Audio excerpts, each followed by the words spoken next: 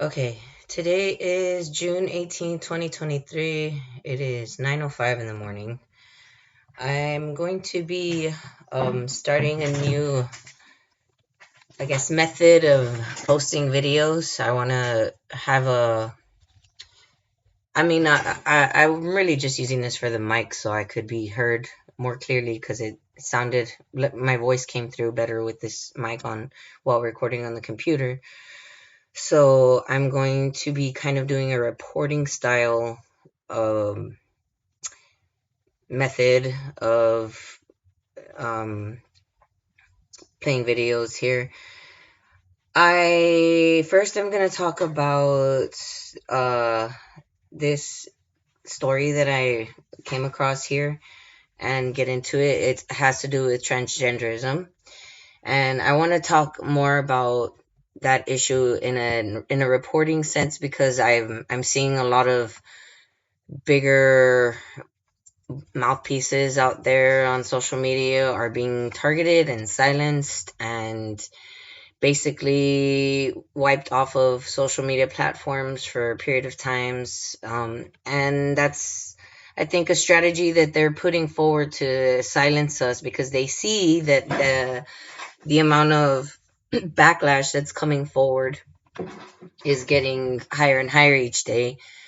And so they're trying to quell that by silencing the voices that are making these issues more noticeable to us because we live in a society where we're not, paying attention to everything because we have to survive. So it's kind of hard to notice these things. But if we don't pay attention and say something as they're happening, it's just going to get worse as time goes on. So we have to make sure that we're keeping track of what's going on.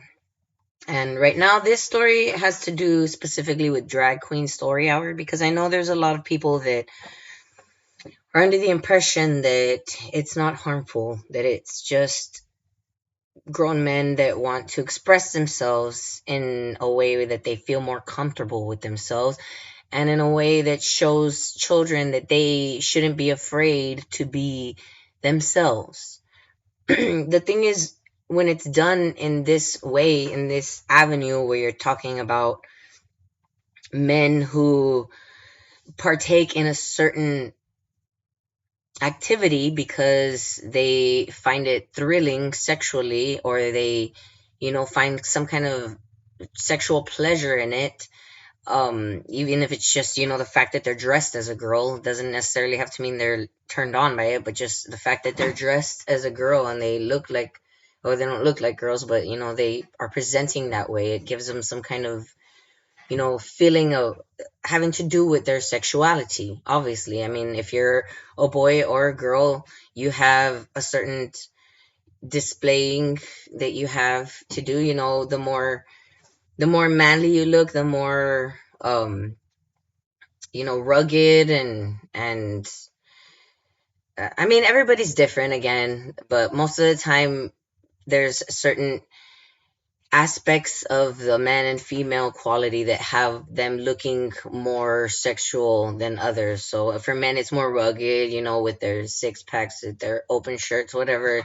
They expose themselves more in that way, and it's sexual. And with women, it's more, makeup, heels, the tight fitted clothing. You feel sexy. You feel like, good about yourself.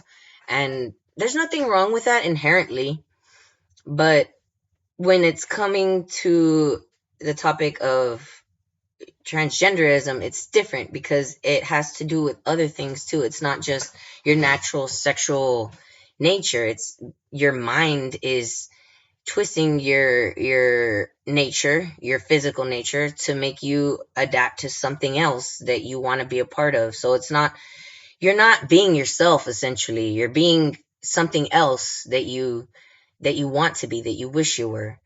And so I don't think that it's necessarily good for children to be, exposed and taught like, oh yeah, you can dress up like a girl if you want or be a girl, like how this whole movement is teaching them to, because it's harmful down the line, as we have seen with those that have gone through with post-op and that have had their further medical issues come up and whatnot. And I've gone on a tangent rambling. I was supposed to just talk about this story here that I got from the KHOU 11 Houston. Um, so it says Houston Public Library. This is the story I'm reading if you want to see it.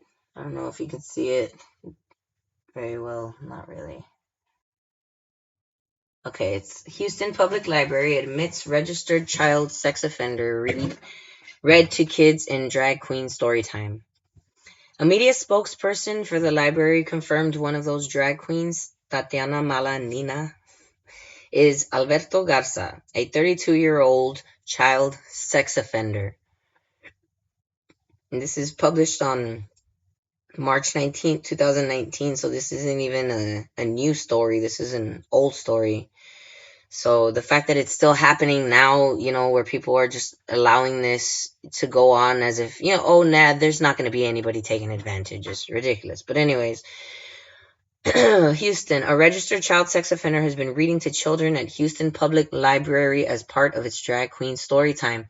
A group called Mass Resistance, which has been trying to put an end to the program, contacted KHOU about the child sex offender. Mass Resistance claims it had been asking the city of Houston for months to disclose information about the drag queens, and when requests went unanswered, they did their own digging and made this shocking link.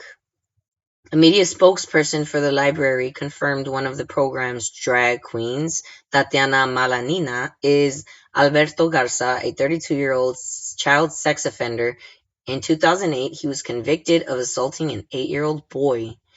Most parents would not allow that individual to sit in this library and be held up as a role model to our children. Shame on you, Mayor Sylvester Turner, said Tracy Shannon with Mass Resistance.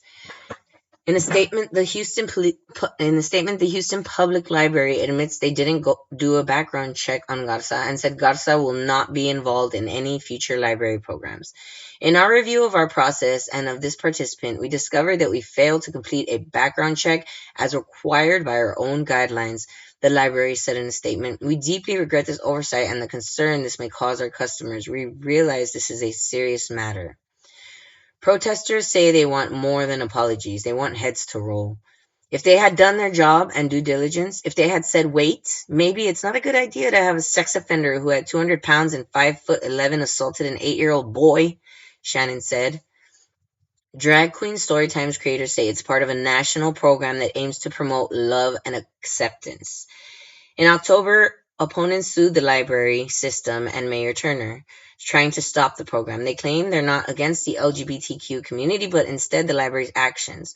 The lawsuit was dismissed by a judge in January. Plaintiffs argue the program favors secular humanism, violating the First Amendment Establishment Clause on religion. Okay, so I didn't even know that they had sued and they were dismissed. Wow, no wonder it's gotten so far. This is just so ridiculous to me that people in high places, judges, legislators, whatnot, that they're just basically they're leaving it up to the public to decide where the barriers should be on this issue. They're not using their common sense and their parental nature to come up with laws and regulations that are going to protect kids. They're not doing that at all. All they're doing is just seeing the wording, oh no, this is too hateful, this is too non-inclusive, or it's too vague, whatever. They're just saying, come back, try again, or no, they said sorry already. They got rid of that guy. He's not there anymore. You need to put measures in place to protect kids. You need to go further. Take a step more than that. Stop just putting it on the people to do that. You see there's a problem. You see that people are upset about it. You see that it's not going to go away. We're not going to stop. These are our kids. This is their future. We're not going to allow you to corrupt the whole entire planet and stay silent anymore. We're just not. Okay? People have been silent for far too long now. just passive and unwilling to speak up their true thoughts for fear of looking like a homophobe or a transphobe or whatever words they want to put on you for giving your opinion about it. They don't want to look like that. I don't care anymore. So now I used to be very pro LGBT, very LGBTQ before it got to the plus side. Because I didn't agree with everything that they were saying, their whole ideology or whatever. I didn't agree with it. I wasn't, wearing rainbow flags or nothing, but I was okay with them having their space, with them celebrating. It didn't bother me because I didn't understand how it could get this far. I mean, don't get me wrong. When I was a child and I heard about transgenderism and people literally like having surgery to castrate themselves and sterilize themselves in order to feel more themselves, I thought it was insane. Even as however young I was at the time, I don't even know how old I was. I was in my early 20s when I found out that that was a thing that happened and that was getting more prevalent. I thought it was insane. But I'm not going to share that because it's none of my business, and because those people are just hurting. They're just trying to do what they can to feel better about themselves, and who am I to tell them don't do it? This was before I saw the actual surgeries and the results and the complications that came forward after them, realizing that they're just harming themselves more. That's when I started changing my perspective a little bit and saying, well, hey, maybe it's not, okay, and speaking out against it more. And then when I got the backlash from just speaking out and saying things, that's when I was like, okay, like this is a problem. This is a huge problem, and we need to stop it because these people are not gonna stop.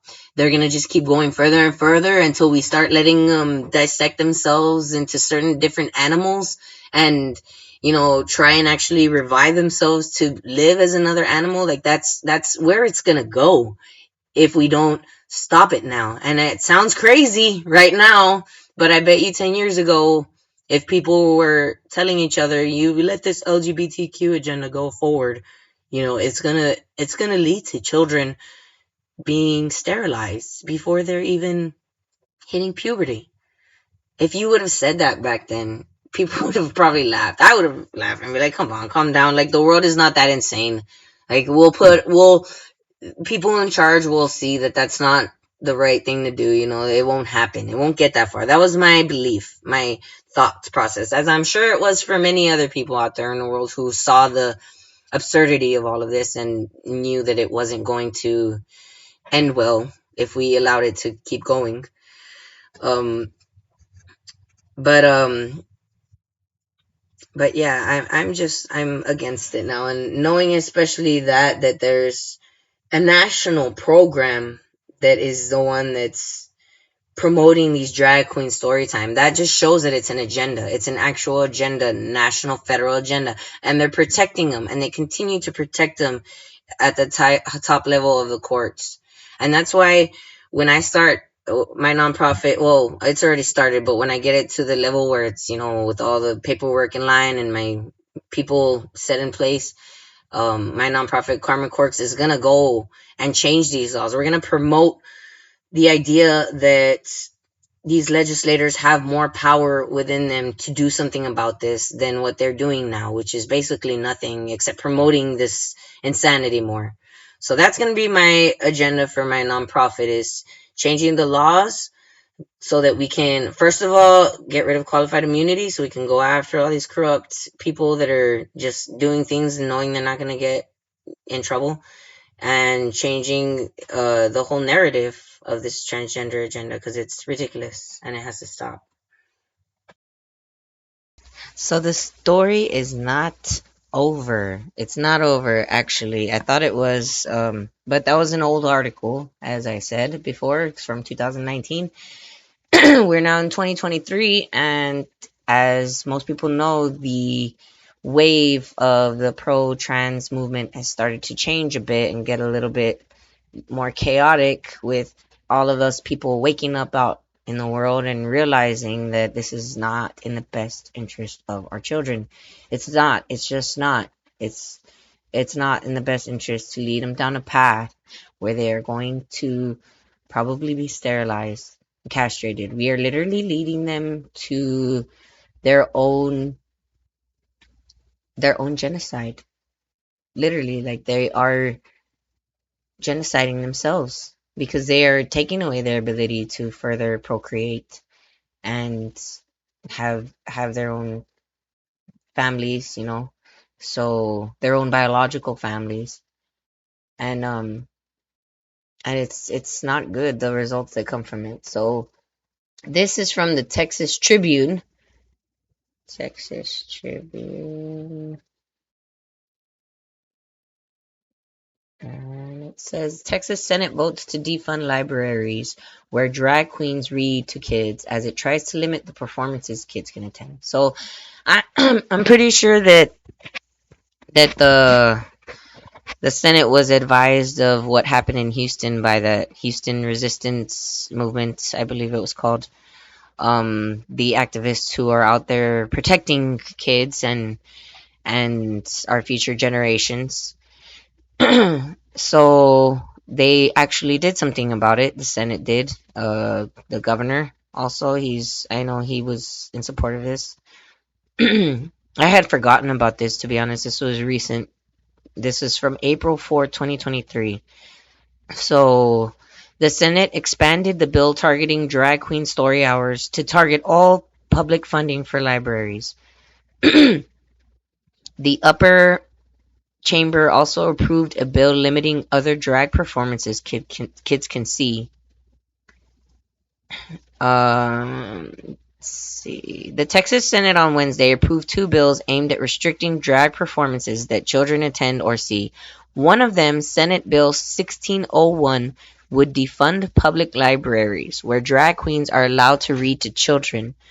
The other, Senate Bill 12, bars kids from drag shows if the performances are overly lewd and lascivious. Lascivious. I'm not sure how you pronounce that word. Lascivious. It's not a word I use. SB 12, which is a priority for Lieutenant Governor Dan Patrick this session, was approved in a 20-11 vote. Senator Royce West of Dallas was the only Democrat to vote yes for SB 12, of course. SB 1601 was approved in a 1910 vote on the chamber floor, with West also being the only Democrat to vote in favor of the measure. But the Dallas senator later switched his stance to a no vote. According to the Senate General, his office confirmed the change to the Texas Tribune, but didn't provide a reason for it. Senators Boris Miles D. Houston and Robert Nichols R. Jacksonville were present but did not vote on SB 1601. Why did you not vote? Um, I don't think that's. I hate when they do that, when they allow politicians not to vote on an issue. Like they shouldn't be allowed to do that. They should have to vote either yes or no. You're there for a job. You're there to make laws. Put in your damn opinion. If you don't want to be putting in your opinion, then get the fuck out of there and let somebody else who's going to actually do their job do it. This is so irritating. I hate reading that when they say, oh, there are no voter, there were no shows. Like, they don't need to be there to put in their vote. They could call it in over the phone. If they're sick or whatever, they got COVID, just freaking make a phone call and send a text. We're in a new world. You could get on Zoom and do it from your damn bathroom if you have to. There's no excuses why they're allowing this to happen in this day and age. It's ridiculous. This is one of the things that I would want to stop too, like putting politicians and legislators more accountable to hold their jobs. Like I locally, I fight for my city. I don't get a lot of credit for it because I'm not, out there doing it openly all the time. I mostly just send messages to local leaders and stuff. Most of them know me already around here. They know who I am because I'm, talking to them. I know people that know other people. The mayor, the council members, even in the police. They They already know of me.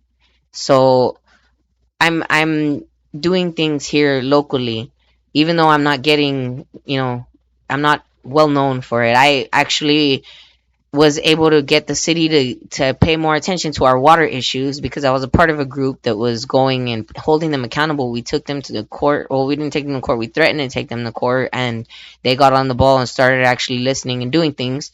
But during that time, honestly, the politics of it all got in the way and didn't allow me to really hold those people accountable because the lawyers were saying that it was better if we had it quietly, or we had a private discussion where it was just the lawyers and them talking so that they can come to an agreement and it can be resolved.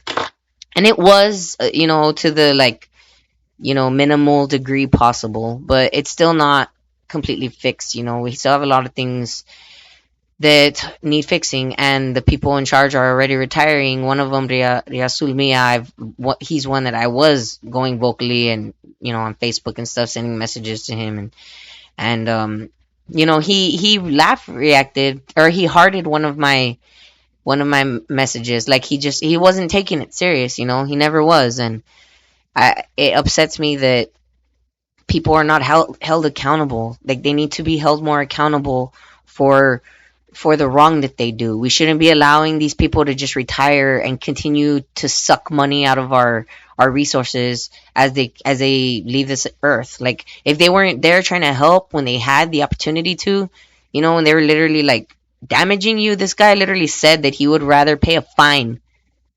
He would rather pay a fine than go and inform the public about the fact that they might need to boil their dirty water because it might get them sick because it was full of coliform and God knows what else, because they weren't doing the proper cleaning purification methods on it, and he wasn't making sure they were. He was a water district supervisor at the time. It was his job to make sure that that's being done, and he didn't care. He was trying to hide it.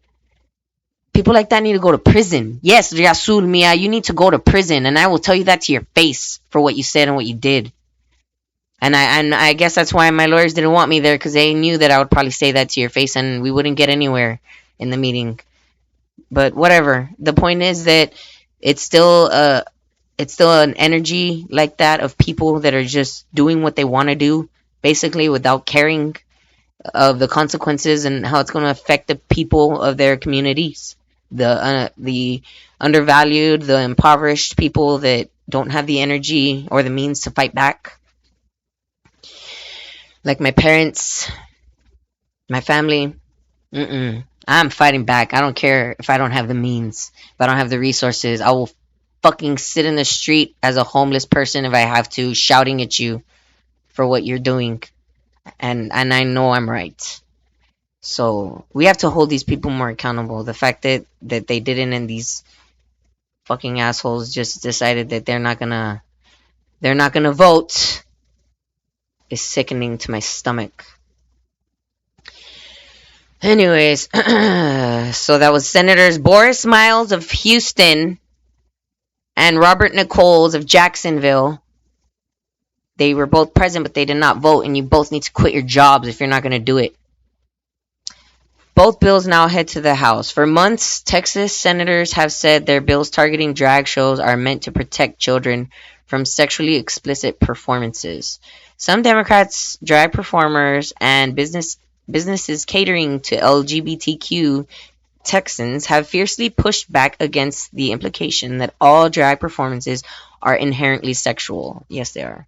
It's about your sex. You're changing your sex from one person to another. It's inherently sexual, especially when you're doing it with the most, like, sexual stereotypes of that gender. Like, you're putting them in provocative clothing, doused in makeup, and with their whole attire just looking really over the top, flamboyant, sexual.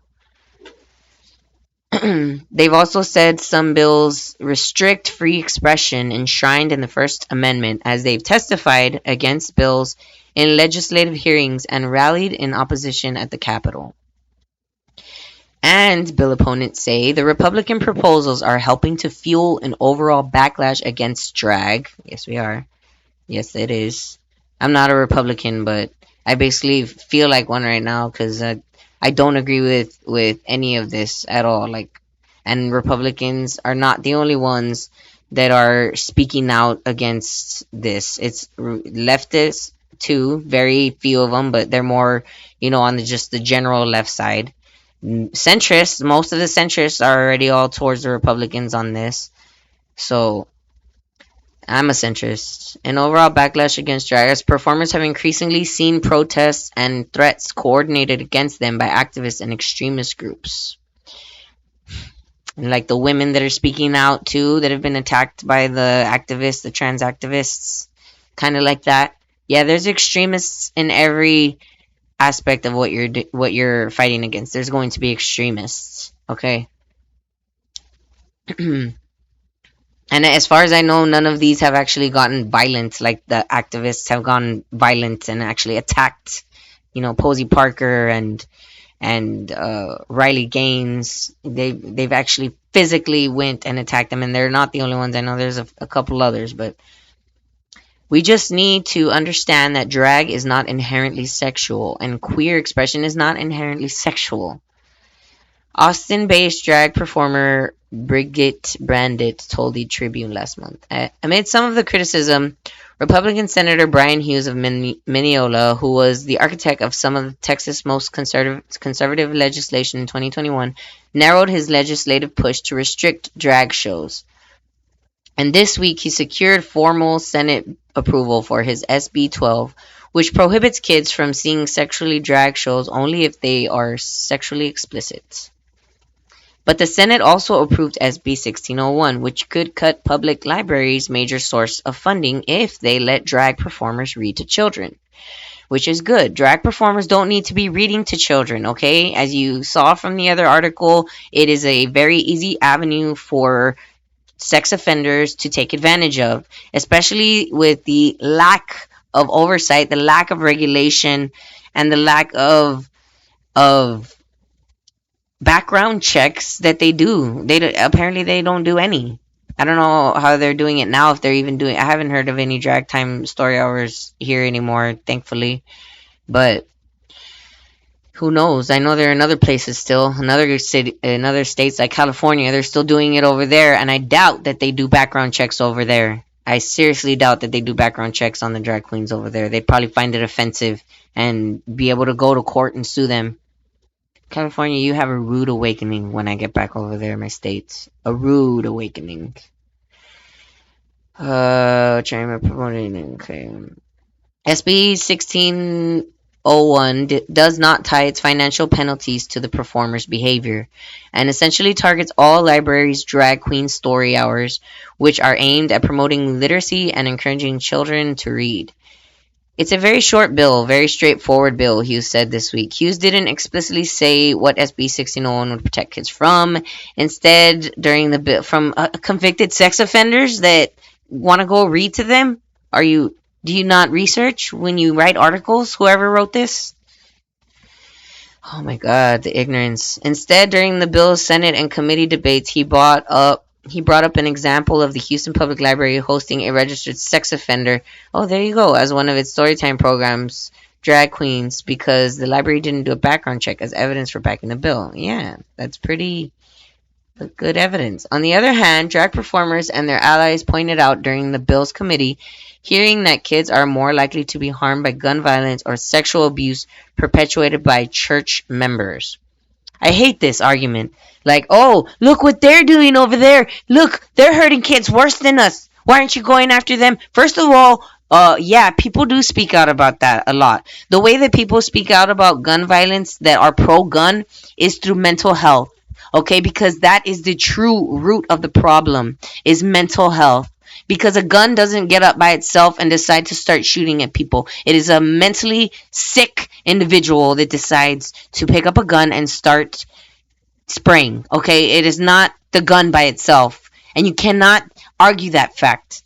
Yes, it's the gun that is the tool that is used and that is harming the people that are being shot, but it's not the tool itself that is doing it. It is a human being, the human that has the weapon, and it is another human being with the same tool in their hand that comes and puts a stop to that person so that they don't harm anybody else any further. So if we all had mental capabilities like the person that's coming to protect with that weapon, then the shootings wouldn't be happening the way they are now. It's the mental health. We need to fix the mental health in this country. We have to. It is the problem. It is the root problem to everything. It is not something that should just be pushed aside as some secondary issue to everything. It's not. It's the main issue. It's the main issue. And the quicker that people start understanding that, the faster we'll be able to overcome all of these problems that we have in the world. Everything. I'm so upset reading that. It gets me mad. Cause that stuff is upsetting too. Like that shouldn't be happening either. But it's not a reason to argue to try and like give this credence. It's not. It's stupid. It's annoying. It's frustrating that people use that argument. Lawmakers, most of whom are Republicans, are pushing a bevy of bills during this legislative session that threaten to upend the lives of many LGBTQ Texans. The Senate last week approved a bill that would prohibit transgender kids from updating their birth certificate so that it matches their gender. GOP lawmakers want to limit classroom instruction, school activities, and teacher guidance about sexual orientation and gender identity in schools. I'm shaking my head no, because it's ridiculous that we even have to do this now, because of how far it's gotten in other places and the evidence that we're seeing in places like California and how far they're taking it now, actually having the kids go and parade around during Pride Month throughout their schools with rainbow flags and stuff. Like, come on, dude. Come on. God, man. GOP, and also on Tuesday, the Senate gave final approval to a proposed ban on transgender kids accessing puberty blockers and hormone therapy. Yes, I remember that. That was very good. People shouldn't be given puberty blockers and hormone therapy before they're even. People shouldn't be given puberty blockers unless they're sex offenders. First of all, because that's used to chemically castrate them. So they shouldn't be used at all on kids or people in general. Unless it's like for some other health reason that their the hormones that come from their puberty are harming their body somehow. Like then okay, then put it there. But if it's not, like there's no other medical issue other than I want to be a girl or a boy, whatever. No, that's not a good enough reason to destroy your body, your healthy body. It's not. Republican Senator Drew Springer of Munster successfully brought in SB 1601 to bar libraries from receiving any public money the year following any events in which drag performers read to kids. This means facilities violating the proposed restriction could lose revenue streams from their local governments, a crucial part of their budgets. The Texas Library Association declined to comment on the expanded version of SB 1601. Several Democratic lawmakers attempted to add a clause limiting the bill to only drag shows that exhibit a prurient interest in sex, mimicking the language that Hughes has pushed for in SB 12, but that effort failed. Well, that's kind of good. I'm gonna get a little less angry right now because honestly, like I'm an actress, like I will not right now anymore. I abandoned that like when I left Hollywood years ago because of all of these things that I'm upset about. But I've grown up loving acting and theater, makeup and whatnot. I've had friends that are very flamboyant dudes, that just like to express themselves like that. And I know, it's just how they are. Like they just want to be, you know, girly or whatever, or flamboyant. That's just how they present themselves. And there's nothing wrong with that. It's not that I mean, it's a little annoying at times. Don't get me wrong. It's like, calm down, or tone it down. But other than that, it's there's nothing morally wrong with that. It's just the fact that they're upping it to this new level where actual sex offenders are being allowed the space to go and possibly offend, get closer to a victim, um and these surgeries that are just not what they say they are, all the people that they're just leaving abandoned after going through the conveyor belts of transgender surgery or transitioning. They, that's what is the problem. That's those things that people are not acknowledging, that they're not saying, hey, these are issues that we need to look at. We need to figure out what's going on here and find a solution before our whole world is just lost and chaotic and sterilizing themselves because that's what they think is going to make them feel better. uh that's the problem. It's not that you want to dress like girls or you want to even use our bathrooms necessarily because it makes you feel more comfortable because of how you look. That's not even really the real issue. It's just that you're allowing it to become so absurd to the degree that you're just letting real sick people, like, you know, criminally sick people, to come and offend and create victims where they don't need to be. That's the problem.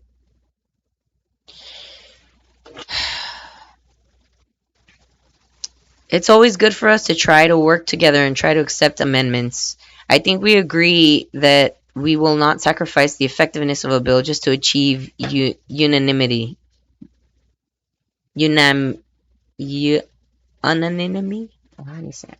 Unanimity. Yeah, I said it right the first time. Unanimity. Hugh said Wednesday. Uniformity would have been a better word, I think. I don't know that word. It just seems weird.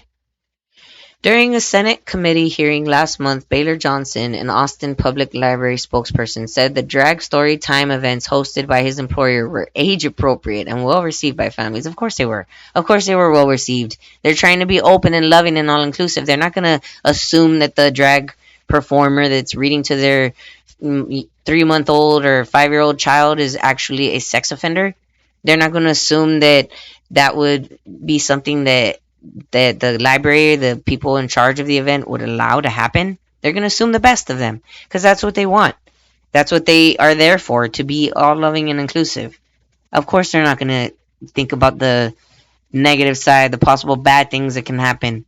But that's irresponsible, and they should be because those are your kids you're talking about. They're not just, you know, some random kids. They're your kids. Unless you're, an offender yourself and you want to be a part of that, then all the more to make these things illegal and to go after people like that. All the more reason.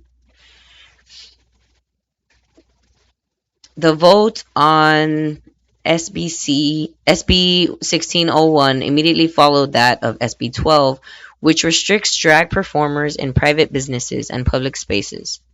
SB 12 bars kids from lewd drag shows and is a scaled back version of other legislation that would have defined anyone in drag as being sexually explicit.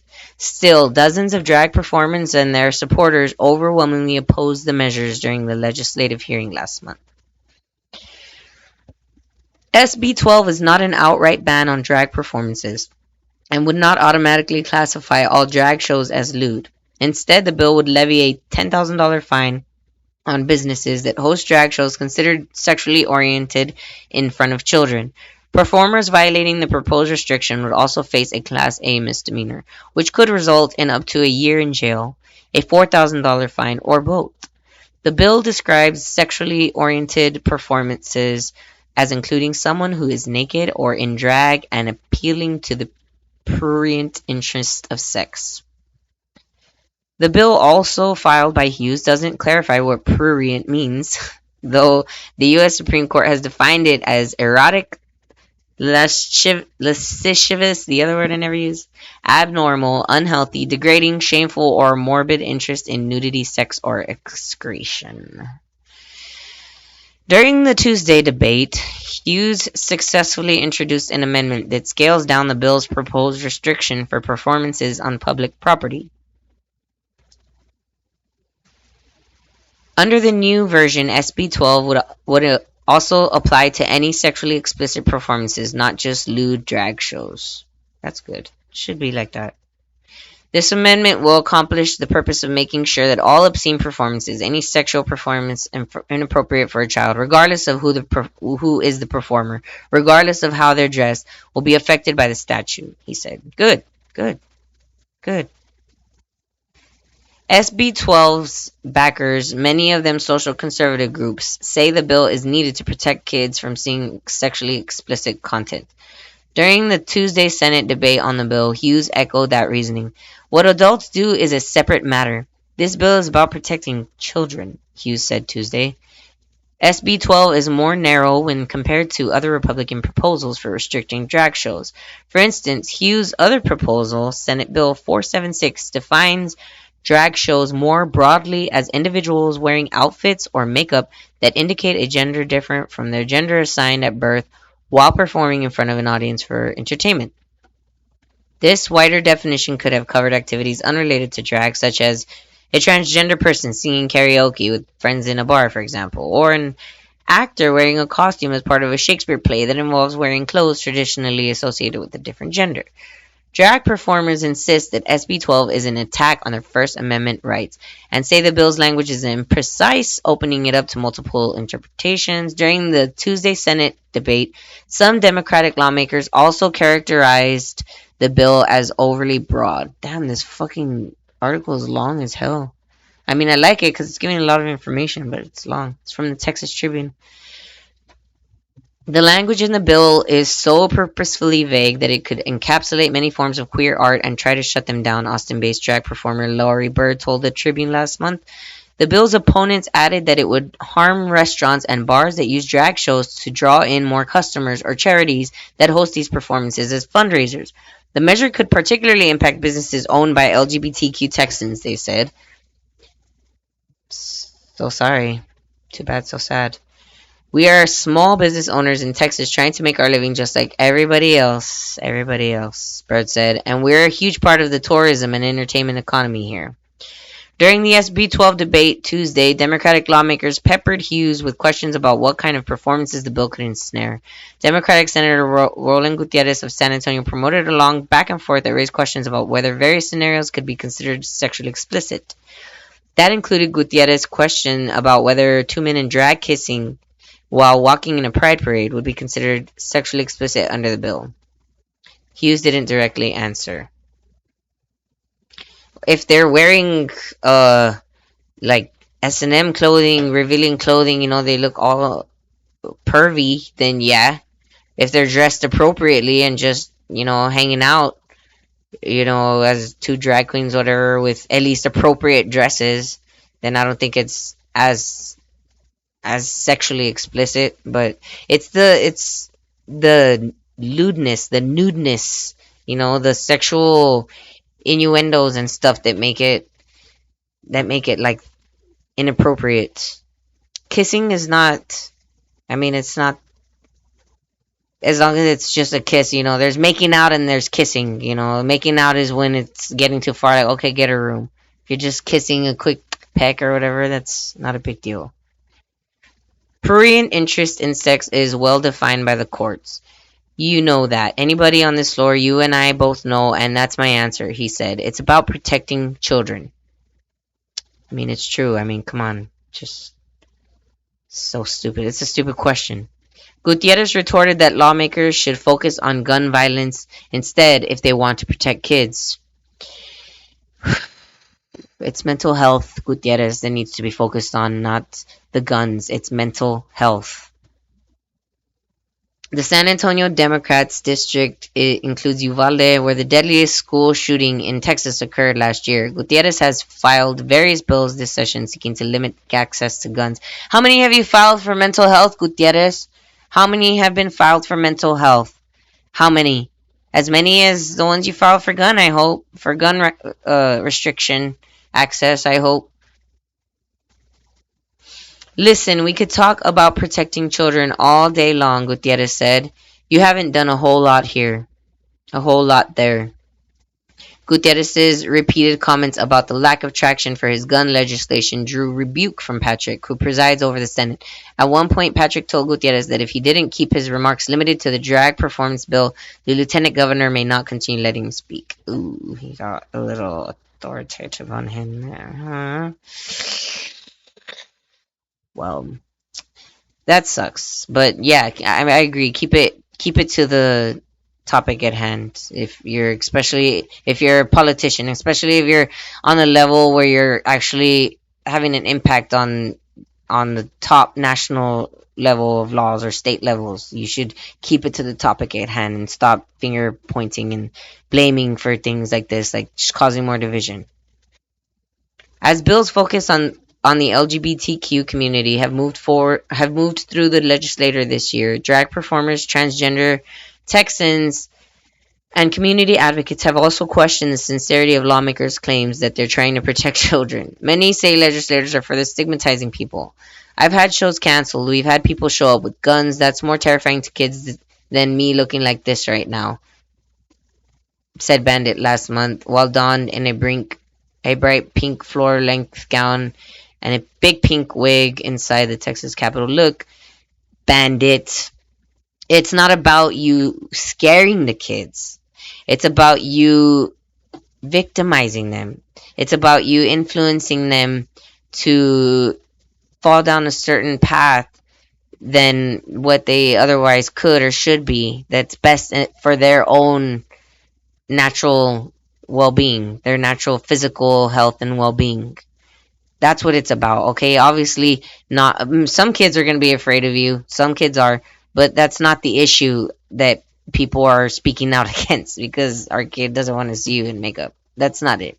And if you think that is, then you're obviously not paying the fuck attention.